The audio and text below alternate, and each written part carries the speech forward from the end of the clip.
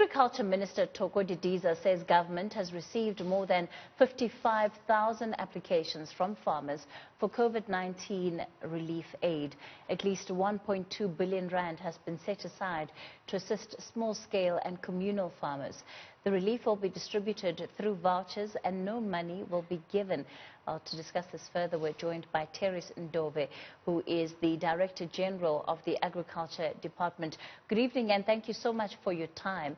When it comes to the allocation of these funds, only a fraction of farmers who've applied for this aid have been assisted so far. What is the criteria that you're using when deciding who should get what and when?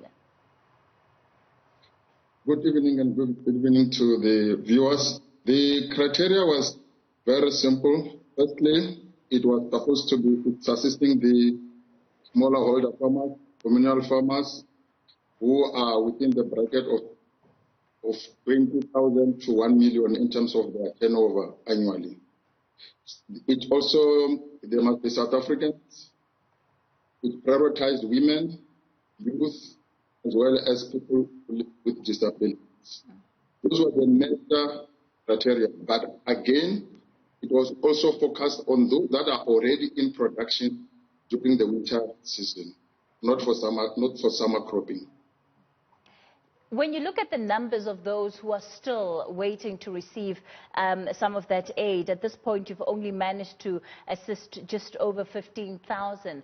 Are you going to get to them too, or is this it? No, it's not it. It's a process. We are currently going to focus on the 15,000 that have been approved. There will still be other programs that the department is going to look at and try to assist those who could not make it into this round. So it is not the end of the game. There will still be an opportunity for those who did not succeed. And of course, many will be wanting to know when exactly that opportunity is going to come about. We still have to, the 15,000 are those that have been approved. They still have to be assisted in the next weeks and months to come. And then during that time, we'll now begin to look at what we do with those who could not make it. What were some of the challenges that you identified when going through this process? The biggest challenge that we had, one was the issue of documentation. Everything happened during the lockdown time where movement was restricted. People could not access some offices where they're supposed to get documents that's supposed to be supporting documents to prove, especially for their turnover income. So that was a challenge. It was even a challenge to go to town to get bank statements. So that contributed to one of the major challenges in terms of farmers providing what was needed. The other one was also to prove the access to land.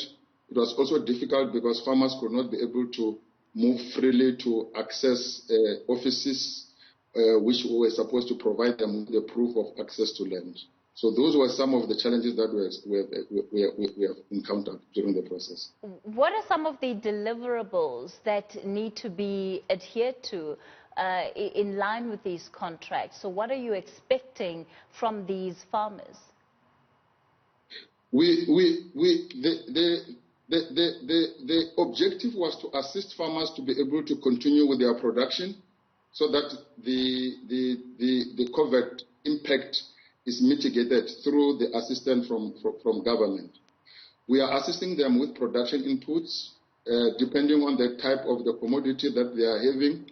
If it is cropping, it will be pesticides, fertilizers.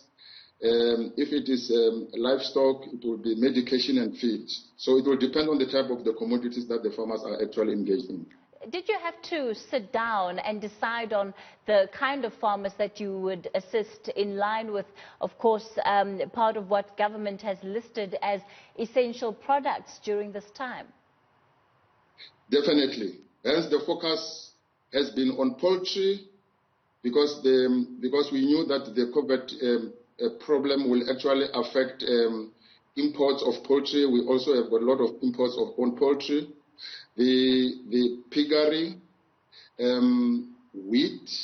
Those are some of the commodities that were targeted in line with the food index of the country. Sure. And going forward then, are you expecting more money from the state to assist the remainder of the 55 that had put 55,000 that had put in their applications for assistance, because that just highlights the need that exists out there? Like I indicated, that there are other programs that are there. This is not the only. This was just an intervention. There are other programs that farmers can still be able to access from both national as well as provincial departments. And like I indicated, that in terms of those who could not make it, the department will look at that and see what else can be done. So there will be some assistance coming. This is not the end of it. All right, let's leave it there for tonight. The Agriculture DG giving us a sense of how all of that is going to work. Those vouchers will be redeemable from tomorrow in many of the areas.